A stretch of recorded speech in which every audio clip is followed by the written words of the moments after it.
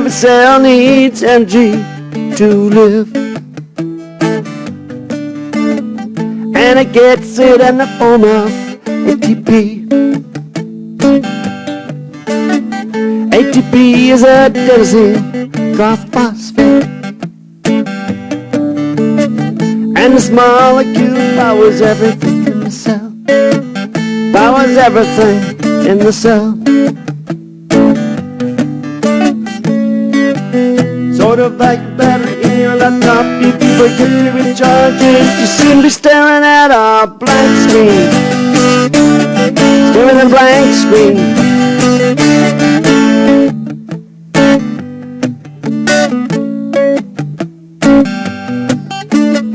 Now every organism like you and me, yes, I mean eukaryotes, let's make its ATP by cellular respiration.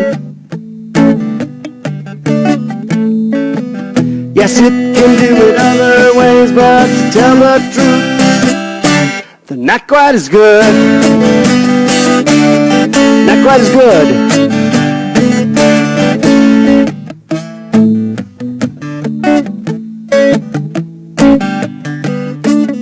Now before cellular respiration can happen, we need a little bit of preparation, and we call that glycolysis. Glyco means glucose, lysis means to break it apart. Break it apart. Yeah, that's right, break glucose apart.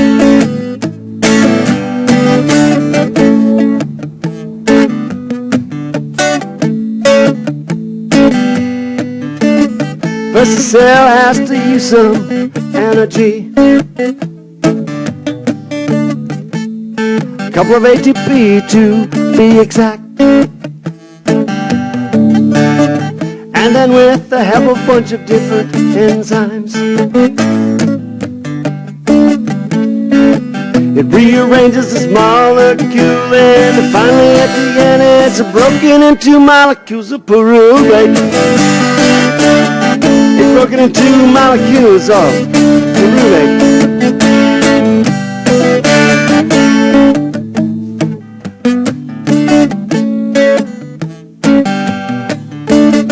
But don't forget why we started this whole thing. To harvest energy for the cell. But don't you worry when glycolysis is done. We have made 4 ATPs, and that's a gain of 2, and also there's 2 NADHs. And 2 NADHs.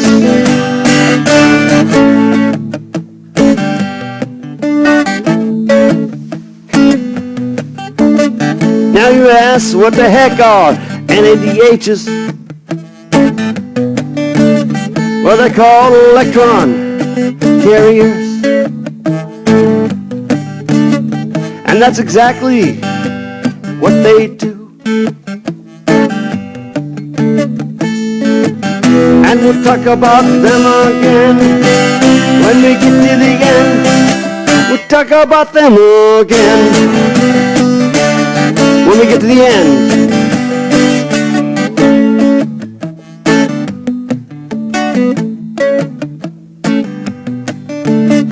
Now we're ready to start cellular respiration. So the 2 pyruvates head down to a mitochondrion. But as they enter, they need to play the toll.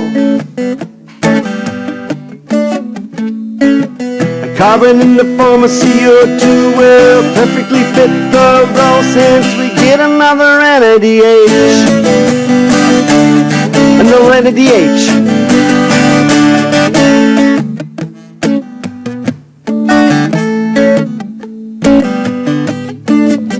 The newly magic carbon molecule hooks up with an enzyme called coenzyme A.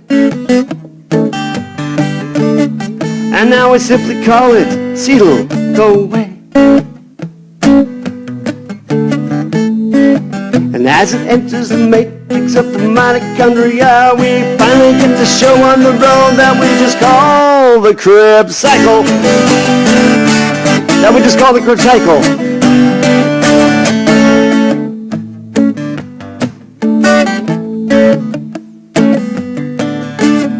Now it joins up with oxaloacetate.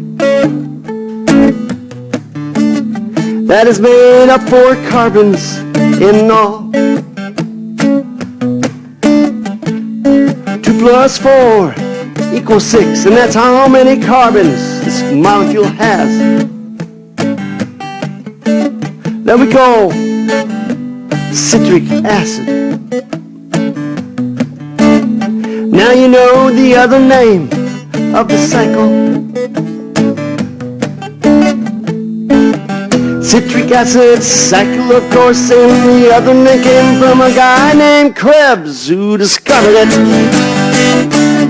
The guy who discovered it.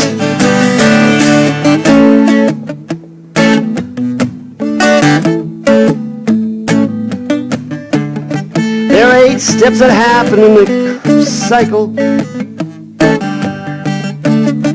And being such a nice guy, I will make you memorize all of them. But remember that it needs a bunch of enzymes to remove a couple of carbons and rearrange the molecule a number of times. And when we finally get back to the oxaloacetate, we have produced 2 more ATPs and 6 NADHs and something that also carries electrons, 2 FADH2s to be exact. 2 FADH2s to be exact.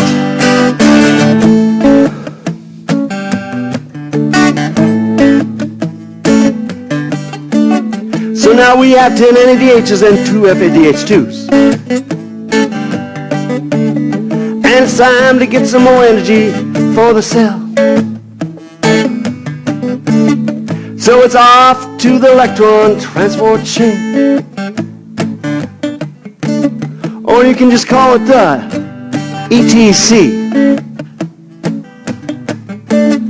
It's located in the mitochondria's inner membrane where electrons are removed from FADH2s and NADHs. Electrons are removed from FADH2s and NADHs.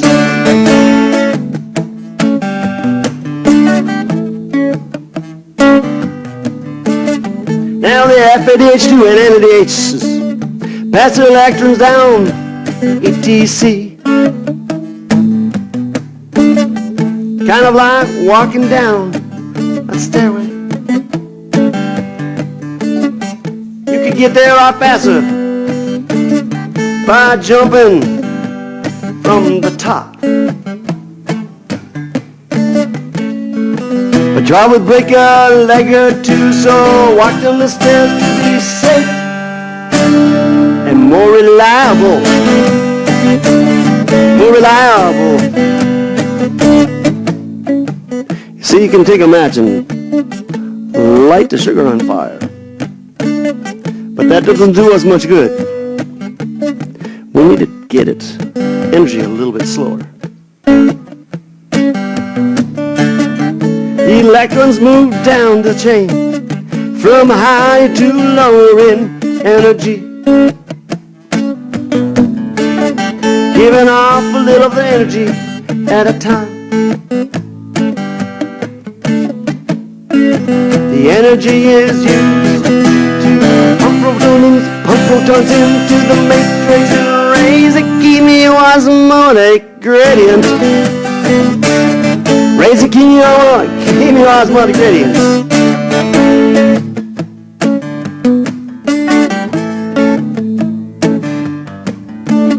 So the protons flow through a channel of an enzyme called ATP synthase.